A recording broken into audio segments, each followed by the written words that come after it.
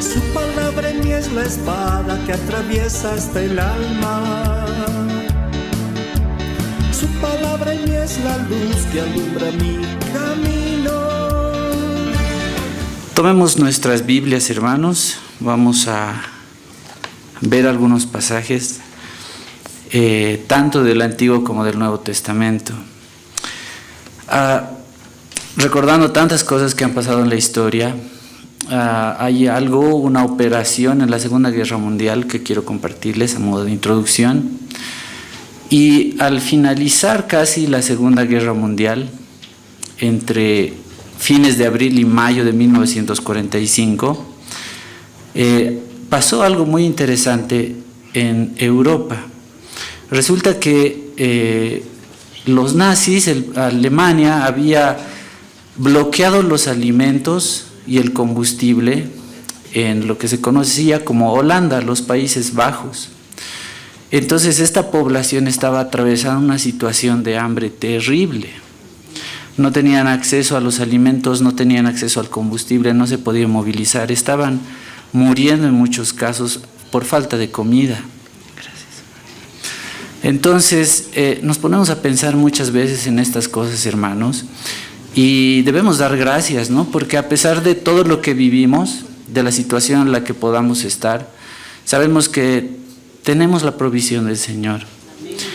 Y eso reflexionando en todo el contexto en el que estamos viviendo. Pero volviendo a este ejemplo, era tal la necesidad, y aparte era el invierno en esta región del mundo, que mucha gente a falta de alimentos, con el frío, estaba muriendo. A tal grado, hermanos, que hasta por la necesidad de alimento, hasta comían sus propias mascotas. O sea, algo terrible. Lo que pasó es que los aliados, tanto Estados Unidos como Gran Bretaña, con sus presidentes y primer ministro Roosevelt y Winston Churchill, lograron hacer un acuerdo e iniciaron una operación muy interesante.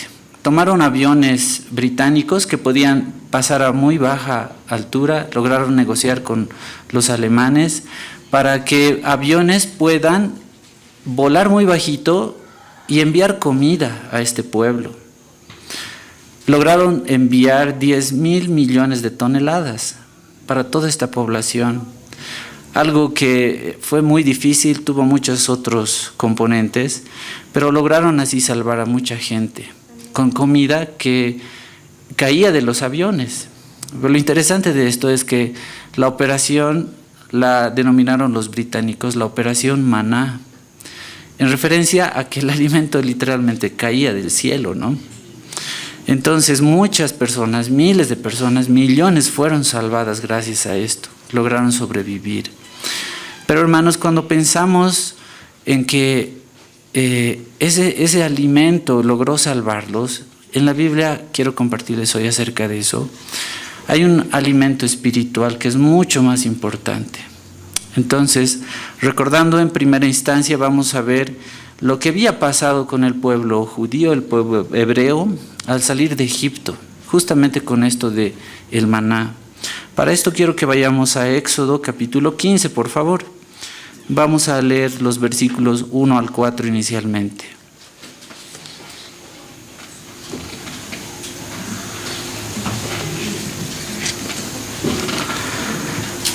Los versículos 1 al 4 del capítulo 15 de Éxodo, por favor, lo vamos a leer juntos.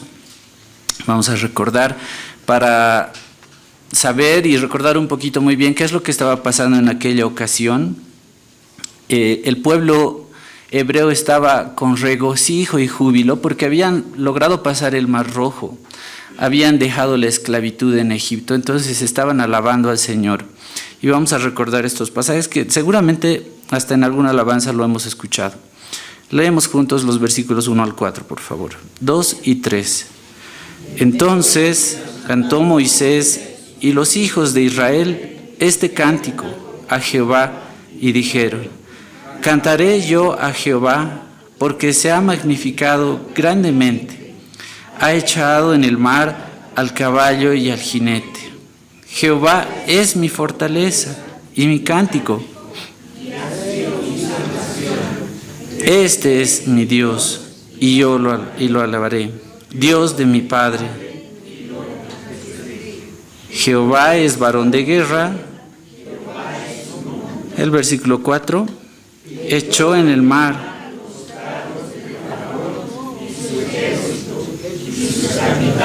Escogidos fueron hundidos. Tanto tiempo habían pasado en Egipto, era un momento de regocijo, ¿no? El Señor le había logrado sacarlos atravesando el mar. Esto, como les decía, hay alabanzas que recordamos que cantan esto justamente.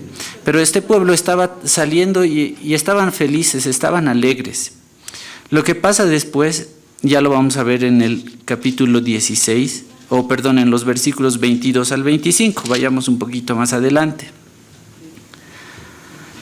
Y aquí van cambiando un poco ya las cosas. Del regocijo, del júbilo, de esa alegría, vamos a ver cómo van cambiando la situación. Los versículos lo leemos juntos, por favor, 22 al 25, 2 y 3. E hizo Moisés que partiese Israel del mar Rojo, y salieron y anduvieron 3 días por el desierto sin hallar agua a Mara, y no pudieron beber las aguas de Mara porque eran amargas. Por eso le pusieron Mara. Entonces el pueblo murmuró y dijo: ¿qué hemos de beber? Clamó a Jehová, y Jehová le mostró un árbol, y lo echó en las aguas, y las aguas se endulzaron. Allí les dio estatutos y ordenanzas, y allí los probó. Hermanos, quiero que tengamos en mente 2 palabras especialmente acá. Uno que está en el versículo 24, dice: entonces el pueblo murmuró. Es algo que vamos a ver que se va repitiendo bastante. Y la segunda está en el versículo 25 al finalizar, cuando dice que allí les dio estatutos y ordenanzas, y allí los probó, los puso a prueba, como muchas veces cada uno de nosotros está. Entonces aquí va cambiando un poco la situación, de ese regocijo, de todo lo que habían vivido, van saliendo y empiezan a tener escasez, no tenían qué beber. Es el mar que dice, o el agua y llegaron a Mara, dice el versículo 23, y no pudieron beber las aguas de Mara porque eran amargas. Por eso le pusieron el nombre de Mara, que eso significa amargura. Entonces el pueblo murmuró contra Moisés y dijo: ¿qué hemos de beber? Y Moisés clamó a Jehová, y Jehová le mostró un árbol y lo echó en las aguas, y las aguas se endulzaron. Allí les dio estatutos y ordenanzas, y allí los probó. Moisés clamaba, el Señor le respondía y seguía haciendo prodigios, ¿no? Y el pueblo veía todo eso. Habían atravesado tantas situaciones difíciles, pero aún no superaban. Seguían puestos a prueba. Y ahora sí, el capítulo 16, por favor, vayamos un poco más adelante. Vamos a leer los versículos 1 al 3. Vamos a tratar de ver toda la historia, esta parte del maná. Y luego vamos a contrastarla con lo que nos habla el Nuevo Testamento. Vamos a leer los versículos 1 al 3 inicialmente. 2 y 3. Partió luego de Elim toda la congregación de los hijos de Israel, y vino al desierto de Sin, que está entre Elim y Sinaí, a los 15 días del 2º mes después que salieron de tierra de Egipto. Y toda la congregación, los hijos de Israel, murmuró contra Moisés y a Aarón en el desierto, y les decían los hijos de Israel: ojalá hubiéramos muerto por manos de Jehová en la tierra de Egipto, cuando nos sentábamos a las ollas de carne, cuando comíamos pan hasta saciarnos, pues no habéis sacado a este desierto para matar de hambre a toda esta multitud. Que leemos esto y es fácil que nosotros podamos juzgar al pueblo, ¿no? Pero hermanos, tengamos en cuenta esto, ¿no? Dice en el versículo 1, partió luego de Elim toda la congregación de los hijos de Israel y vino al desierto de Sin. Estaban en el desierto, tengamos en mente eso, un lugar en lo que no hay nada más que arena. A los 15 días del segundo mes después de que salieron de tierra de Egipto. Hermanos, era bastante tiempo ya. Eran 2 meses y medio aproximadamente que estaban en una situación en la que no tenían agua, ahora no tenían qué comer. Y toda la congregación de los hijos de Israel, ¿qué hizo? Murmuró contra Moisés y Aarón en el desierto. Nuevamente hicieron eso, tuvieron esa actitud. Y el 3 dice, y les decían los hijos de Israel, ¿cuál era ese deseo? Ojalá hubiéramos muerto por manos de Jehová en la tierra de Egipto. O sea, de todo el regocijo que tenían al salir de Israel, pues ahora querían haber muerto antes. En otras palabras decían, ¿para qué nos has sacado si vamos a estar peor de lo que estábamos? Hubiésemos preferido morir en Egipto como esclavos que vivir así en esta situación de necesidad. Dice por eso, finalizando el versículo 3, cuando nos sentábamos a las ollas de carne que tenían comida, cuando comíamos pan hasta saciarnos, pues nos habéis sacado a este desierto para matar de hambre a toda esta multitud. Una situación complicada también, pero murmuraban, la situación era distinta, ya estaban bastante tiempo en el desierto y vamos a ir avanzando. ¿Qué dicen los versículos 4 al 8? Lo leemos juntos, 2 y 3. Y Jehová dijo a Moisés, he aquí yo os haré llover pan del cielo, y el pueblo saldrá y recogerá diariamente la porción de un día, para que yo lo pruebe si anda en mi ley o no. Mas en el 6º día prepararán para guardar el doble de lo que suelen recoger cada día. Entonces dijeron Moisés y Aarón a todos los hijos de Israel, en la tarde sabréis que Jehová os ha sacado de la tierra de Egipto, y a la mañana veréis la gloria de Jehová, porque él ha oído vuestras murmuraciones contra Jehová, porque que somos para que vosotros murmuréis contra nosotros. Dijo Moisés, Jehová os dará la tarde carne para comer, y en la mañana pan hasta saciaros, porque Jehová ha oído vuestras murmuraciones con que habéis murmurado contra él. Porque nosotros, ¿qué somos? Vuestras murmuraciones no son contra nosotros, sino contra Jehová. Viendo toda la historia, hermanos, como les decía, a veces es fácil que nosotros podamos juzgar al pueblo hebreo, ¿no? Por todo lo que estaban atravesando. Habían visto tantos prodigios, habían visto tantas cosas que el Señor había hecho por ellos, pero en un momento de necesidad ya empezaban a murmurar. Y cuando vemos estas cosas, personalmente, hermanos, yo les digo, sí, yo también puedo reflejarme en eso, porque actuamos así. Cuando nos dejamos llevar por nuestra carne, olvidamos todos los beneficios que el Señor nos ha dado y nos enfocamos en el problema. No vemos, no recordamos que el Señor siempre ha sido nuestro pronto auxilio en los momentos más difíciles. Olvidamos que Él está en control de todo. Olvidamos que si atravesamos ciertas situaciones es con un propósito, porque Él conoce nuestros corazones y que todo nos ayuda bien, como dice su palabra. Pero acá, a la respuesta, y el Señor sabía que estaban murmurando, les va diciendo varias cosas. Les dice inicialmente que hará llover pan del cielo y les da ciertas instrucciones, que lo deben recoger diariamente, la porción de un día, dice el versículo 4, para que yo lo pruebe si anda en mi ley o no. Nos damos cuenta, hermanos, dice, para que yo los pruebe si me obedecen o no.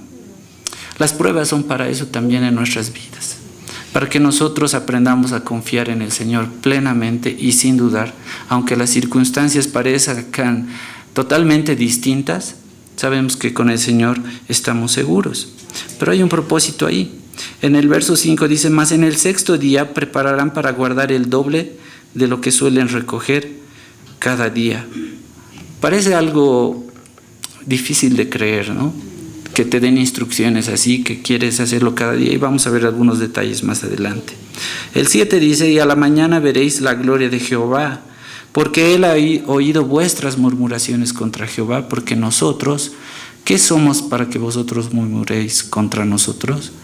Qué difícil es llevar a guiar a un pueblo, ¿no? Tantas personas, todos muy distintos, diferente temperamento. Algunos reaccionan peor que otros, otros mejor que otros. Y aquí Moisés tenía que convivir con eso todos los días. Es una difícil misión, pero el Señor estaba con ellos y les estaba instruyendo y enseñando muchas cosas. Después, el versículo 17 al 20, vayamos avanzando, por favor. Ya apareció, sabíamos que los iba a alimentar con algo que no conocían, que era el maná. Pero veamos qué dicen los versículos 17 al 20. Lo vamos a leer juntos, 2 y 3. Y los hijos de Israel lo hicieron así, y recogieron unos más, otros menos, y lo medían por gomer. Y no sobró al que había recogido mucho, ni faltó al que había recogido poco. Cada uno recogió conforme a lo que había de comer. Y les dijo Moisés: ninguno deje nada de ello para mañana. Mas ellos no obedecieron a Moisés, sino que algunos dejaron de ello para otro día, y crió gusanos y hedió, y se enojó contra ellos Moisés. Este pueblo, qué difícil, ¿no? Habían murmurado, el Señor había provisto la comida y les dio instrucciones, y como habíamos leído, decía que los estaba poniendo a prueba, a ver si obedecían. Pero acá lo que acabamos de leer dice que los hijos de Israel lo hicieron así. Recogieron unos más y otros menos, y lo medían por gomer, que es una unidad de medida, aproximadamente es como un volumen de 2.2 litros. Esa era la unidad que tenían. Y no sobró al que había recogido mucho, ni faltó al que había recogido poco. Cada uno recogió conforme a lo que había de comer, era lo necesario. Y los dijo Moisés: ninguno deje nada de ello para mañana, porque tenían la instrucción de obedecer esto. Pero ¿cómo es nuestra debilidad y nuestra mente, no? ¿Qué tal si mañana no hay? Guardaré para mañana. Pero bueno, es bueno ser precavido, pero aquí había una instrucción directa del Señor, que Él les iba a proveer, que mañana lo iban a tener. Pero como desobedecieron, el 20 dice: mas ellos no obedecieron a Moisés, sino que algunos dejaron de ello para otro día. ¿Y qué pasó con ese alimento?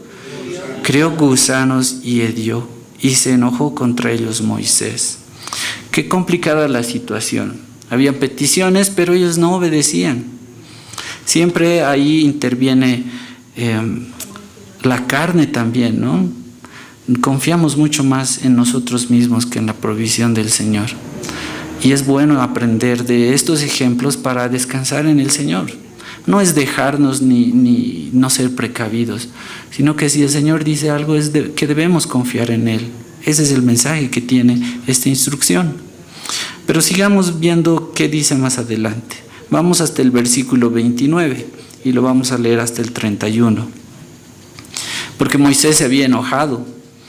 Él fue ese mediador, trató de hacer todo lo que en sus manos estaba, pero el pueblo no obedecía. Pero vamos a ver qué sucede acá. Versículos 29 al 31.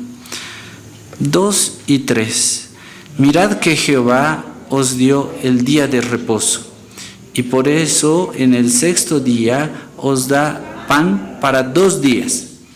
Estése pues cada uno en su lugar, y nadie salga de él en el séptimo día. Así el pueblo reposó el séptimo día, y la casa de Israel lo llamó maná, y era como semilla de culantro, blanco, y su sabor como de hojuelas de miel. Todas las mañanas podían ir a recoger ese alimento que caía del cielo. algo desconocido para ellos. Por eso maná significa ¿qué es esto? Entonces ellos tenían esa provisión del Señor, estaban aprendiendo a obedecer, estaban en ese proceso, y por eso es que en el 31 dice: y la casa de Israel lo llamó maná, y era como semilla de culantro, blanco, y su sabor como de hojuelas con miel. Era algo rico y aparte nutritivo. El Señor los estaba alimentando, muy aparte de que inclusive recordamos que ni su ropa se envejecía, ni sus pies se cansaban en todo el tiempo que estaban en el desierto. Bueno, el versículo 35 nos dice lo siguiente: así comieron los hijos de Israel maná, ¿cuánto tiempo? Hasta que llegaron a la tierra habitada. Maná comieron hasta que llegaron a los límites de la tierra de Canaán. Hermanos, reflexionando nuevamente, el Señor había provisto todo, ¿no? Pero solemos ser así. A veces nos cansamos de lo mismo y exigimos más. No es fácil tampoco, ¿no? Es ¿cuánto tiempo comiendo todo esto? 40 años. Y al principio decíamos que en 2 meses y medio ya estaban aburridos en el desierto y no tenían agua. 40 años, el pastor al principio decía, estamos sirviendo al Señor. 40 años es bastante tiempo. Y esto es que el Señor estaba buscando algo en ellos, los estaba probando, pero aún así los sustentaba. Entonces, el capítulo 17, para seguir con este relato, vamos a leer los versículos 1 al 6, porque acá habla de otra necesidad que la tenían igual al principio en el desierto. Leemos juntos, por favor, versículos 1 al 6, 2 y 3. Toda la congregación de los hijos de Israel partió del desierto de Sin por sus jornadas, conforme al mandamiento de Jehová, y acamparon en Refidim, y no había agua para que el pueblo bebiese. Y altercó el pueblo con Moisés, y dijeron: danos agua para que bebamos. Y Moisés les dijo: ¿por qué altercáis conmigo? ¿Por qué tentáis a Jehová? Así que el pueblo tuvo allí sed, y murmuró contra Moisés, y dijo: ¿por qué nos hiciste subir de Egipto para matarnos de sed a nosotros, a nuestros hijos y a nuestros ganados? Entonces clamó Moisés a Jehová diciendo: ¿qué haré con este pueblo? De aquí un poco me apedrearán. Y Jehová dijo a Moisés: pasa delante del pueblo y toma contigo de los ancianos de Israel, y toma también en tu mano tu vara con que golpeaste el río, y ve. El versículo 6. He aquí que yo estaré delante de ti, allí sobre la peña en Horeb, y golpearás la peña, y saldrán de ella aguas, y beberá el pueblo. Y Moisés lo hizo así en presencia de los ancianos de Israel. Hermanos, la actitud igual no había cambiado, ¿no? Una vez tras otra, el Señor les estaba demostrando que respondía a sus necesidades. Tal vez no de la manera que ellos querían, pero no les faltaba. En momentos de necesidad los llevó tal vez hasta el extremo, pero con el propósito de que obedezcan, porque estaban siendo puestos a prueba. Entonces, lo que dice el versículo 4, entonces clamó Moisés a Jehová. En momentos de necesidad es lo que hacemos, clamar. Pero algo que debemos recordar y aprender es que los momentos de necesidad no solamente deberían ser en los que clamemos, ¿no? Sino debería ser algo más continuo. Y dice, además, ¿qué haré con este pueblo? Le dice Moisés. De aquí a un poco me apedrearán. Y Jehová le dijo a Moisés: pasa delante del pueblo, y toma contigo de los ancianos de Israel, y toma también en tu mano tu vara con que golpeaste el río, y ve.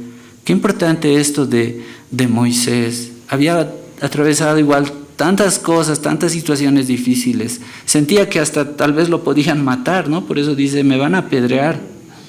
Pero él seguía confiando en el Señor y obedecía. Y dice por eso, he aquí el versículo 6, que yo estaré delante de ti, allí sobre la peña de Horeb, y golpearás la peña, y saldrán de ella aguas, y beberá el pueblo. Y Moisés lo hizo así en presencia de los ancianos de Israel. Hermanos, el Señor había provisto esa agua, y hay una alabanza que la conocemos que dice, ¿no?, que Cristo es la peña de Horeb que está brotando. Y por eso es, hermanos, esta primera parte, vemos que el Señor estaba probando a su pueblo. Les había provisto de sus necesidades materiales, del alimento que necesitaban, de la comida y del agua que también se necesita. Pero, hermanos, todo esto apunta a algo mucho más importante, que vamos a ver ahora, que está en el Nuevo Testamento. Todo esto nos muestra a Cristo realmente, porque Él es el pan de vida, y como hemos leído, esa es la fuente de agua viva, que no solo suple las necesidades materiales que tenemos, sino algo mucho más importante, que es la necesidad espiritual. Entonces, todo esto, hermanos, nos enseña a nosotros a no cometer los mismos errores, a cambiar nuestra forma de ver las cosas. Si atravesamos prueba, tribulación, dificultades, cosas que no entendemos, como el pueblo hebreo, no entendía para qué los sacaron de Egipto, para llevarlos a un desierto donde estaban atravesando igual situaciones difíciles. Pero el Señor tiene un propósito en todo. Lo difícil para nosotros es a veces comprender, pero debemos confiar. El Señor nos prueba porque conoce nuestros corazones. Entonces, ¿qué dice Deuteronomio 8? Vamos a ver este último pasaje en el Antiguo Testamento. Porque aquí habla de se da una nueva instrucción de Moisés a una nueva generación. Habían pasado 40 años y había otra generación que recién pudo entrar a la tierra prometida. Y les instruye dos cosas importantes, ¿no? Les da esa lección. No se olviden que es necesario obedecer a Dios y que también hay un propósito en las pruebas. Vamos a leer lo que dice Deuteronomio 8, versículos 1 al 3. Lo vamos a leer juntos. 2 y 3. Cuidaréis de poner por obra todo mandamiento que yo os ordeno hoy, para que viváis y seáis multiplicados, y entréis y poseáis la tierra que Jehová prometió con juramento a vuestros padres. Y te acordarás de todo el camino por donde te ha traído Jehová tu Dios estos 40 años en el desierto, para afligirte, para probarte, para saber lo que había en tu corazón, si habías de guardar o no sus mandamientos.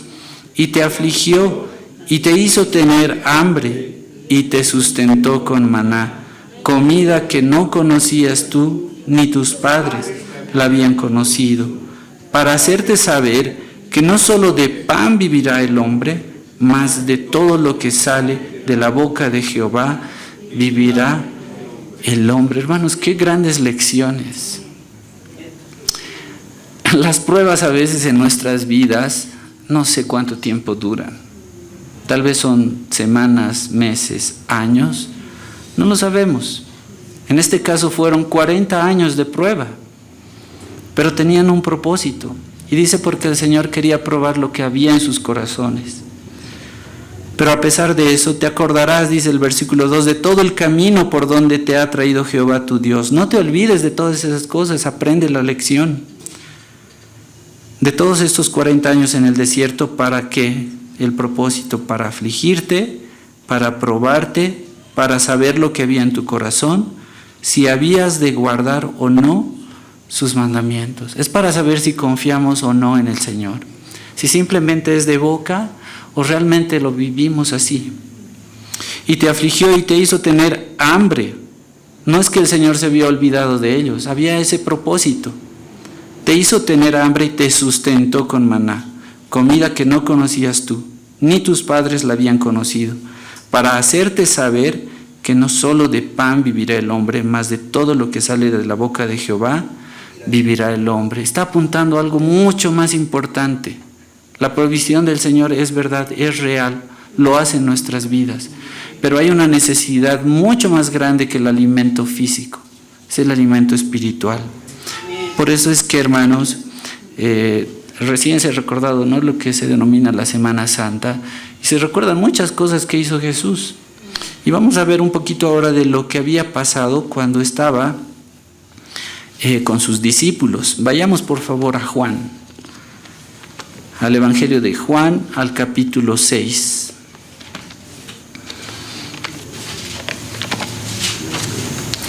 Y aquí vamos a ver una de esas conocidas frases que tuvo el Señor, en las que Él decía, yo soy. ¿Recordamos alguna de esas frases en las que Él decía? Así es. La primera vez que el Señor dijo, yo soy, se refirió a sí mismo como el pan de vida. Y eso es algo que vamos a ver. Juan capítulo 6, vamos a ir desde el versículo 25. Él dijo que era, yo soy el pan de vida, yo soy la luz del mundo, yo soy la puerta de las ovejas, yo soy el buen pastor, yo soy la resurrección y la vida, yo soy el camino, la verdad y vida, y yo soy la vid verdadera. Dijo todas estas cosas, pero la primera de ellas fue, yo soy el pan de vida. Como contexto de lo que vamos a leer, hermanos, también ellos, las personas que estaban involucradas en este relato, venían de un milagro grande que había hecho el Señor, la alimentación de los 5,000. Recordamos ese momento, ¿no? Había mucha gente, había poco pan, pocos peces, el Señor hizo el milagro, alimentó a todas estas personas que le seguían. 5,000 varones, dicen, eran muchas más personas. Y aparte, en la noche Jesús había caminado sobre las aguas, eso casi con sus discípulos. Entonces la gente se preguntaba dónde estaba el Señor que había hecho semejante milagro. Y vamos a ir leyendo lo que dice el capítulo 6, los versículos 25 y 26 inicialmente. Lo leemos juntos, 2 y 3. Y hallándole al otro lado del mar, le dijeron, Rabí, ¿cuándo llegaste acá? Respondió Jesús y les dijo, de cierto os digo, que me buscáis, no porque habéis visto las señales, sino porque comisteis el pan y os saciasteis. Hermanos, lo primero que podemos observar acá es lo mismo que había pasado en el Éxodo, ¿no? Que el Señor conoce con qué intención estamos, con qué hay en nuestro corazón. Conoce las intenciones de nuestro corazón. Si bien la multitud lo estaba siguiendo a Jesús después de haber visto el milagro, de haber visto sus enseñanzas, y le dicen, Rabí, ahí, ¿cuándo llegaste acá? Respondió Jesús y les dijo, de cierto os digo, que me buscáis, no porque habéis visto las señales, sino porque comisteis el pan y os... Viniste por el milagro nada más, por recibir el favor físico, por tener alimento. Y esto les choqueaba, ¿no? Porque ¿quién podía saber eso? Es solo Dios que conoce, no lo externo, sino lo interno. ¿Qué dicen los versículos 27 al 29? Siguiendo con el relato. Leemos juntos, 2 y 3. Trabajad, no por la comida que perece, sino por la comida que a vida eterna permanece, la cual el Hijo del Hombre os dará, porque a éste señaló Dios el Padre. Entonces le dijeron, ¿qué debemos hacer para poner en práctica las obras de Dios? Respondió Jesús y les dijo, esta es la obra de Dios, que creáis en el que me ha enviado. Tal vez estaban confundidos las personas que estaban escuchando todo esto, ¿no? Era una pregunta clara, Señor, ¿por qué te fuiste y ahora qué estás haciendo acá? Y el Señor les responde porque sabía sus intenciones. Y directamente les dice que trabajen no por la comida que perece. En otras palabras, no vengan por las cosas materiales, no vengan por ese beneficio, sino por la comida que a vida eterna permanece, la cual el Hijo del Hombre os dará, porque a este señaló Dios el Padre. No entendían muy bien, por eso el verso 28 dice: entonces le dijeron, ¿qué debemos hacer para poner en práctica las obras de Dios? Respondió Jesús y les dijo: esta es la obra de Dios, que creáis en el que ha enviado. Era difícil para estas personas creer que Él era el Mesías, que era el Hijo de Dios, que estas palabras solamente las decía Dios, pero que una persona que, a pesar de haber visto el milagro que habían hecho, no estaban convencidos. Y eso simplemente representa que estaban velados sus ojos, que su corazón estaba entenebrecido, lastimosamente. Por eso el 29 dice: Jesús les dijo: esta es la obra de Dios, que creáis en el que Él ha enviado. Lo importante acá, hermanos, es creer, confiar, tal como habíamos visto en lo del Éxodo. ¿Qué dicen los versos 30 al 31?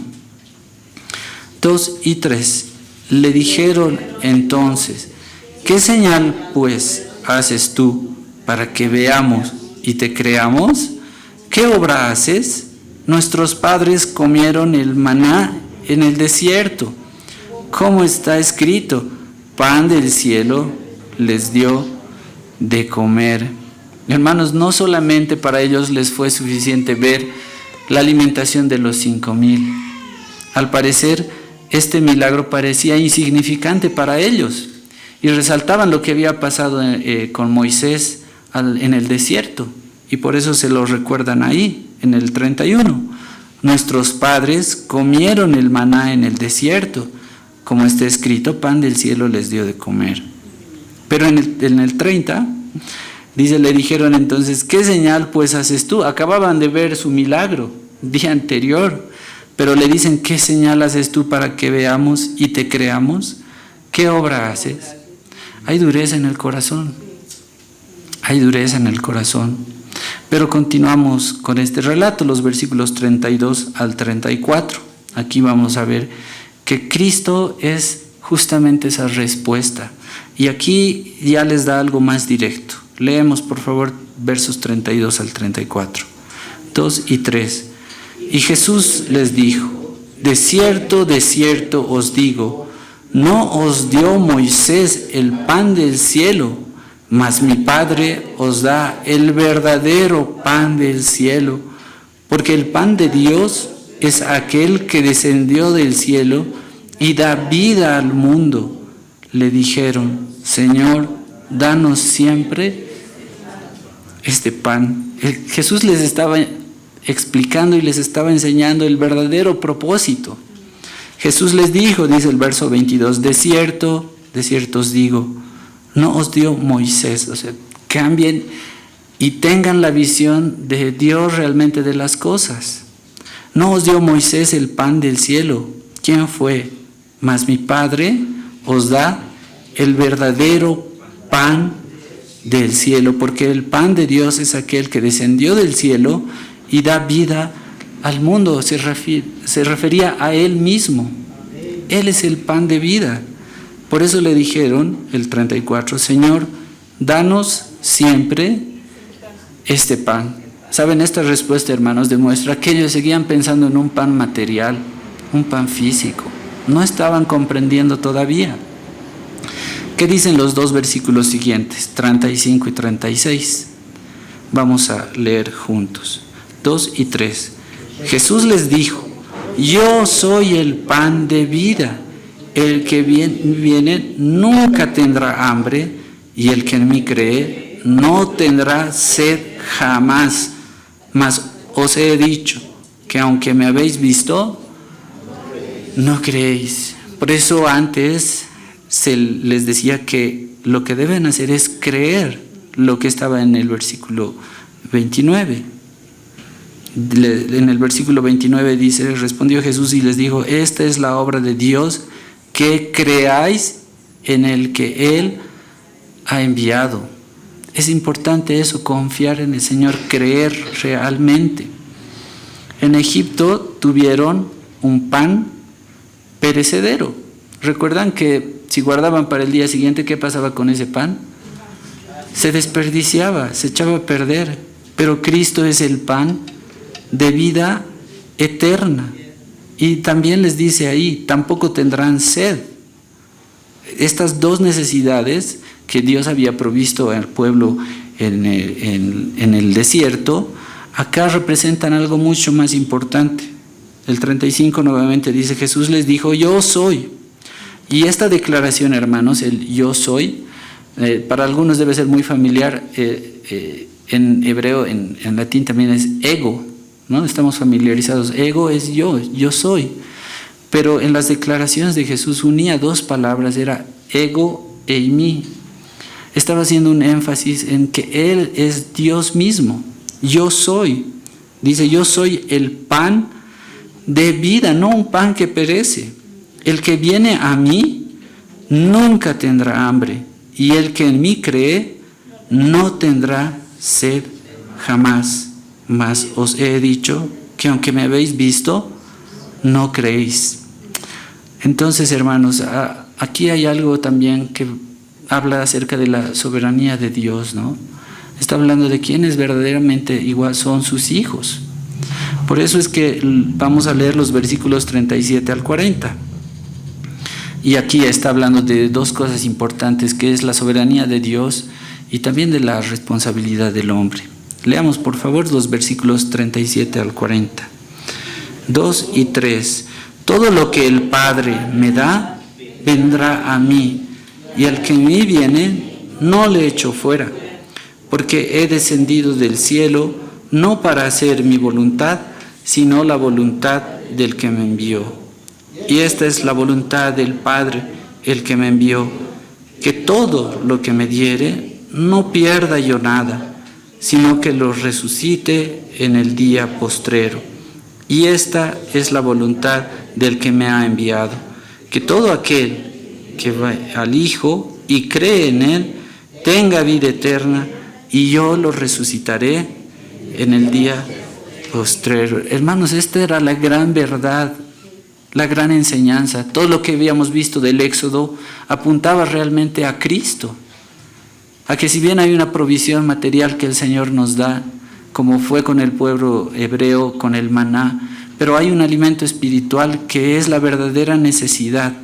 Cristo es el pan de vida espiritual y eterna, y esa fuente nunca se agota. Yo soy el pan de vida.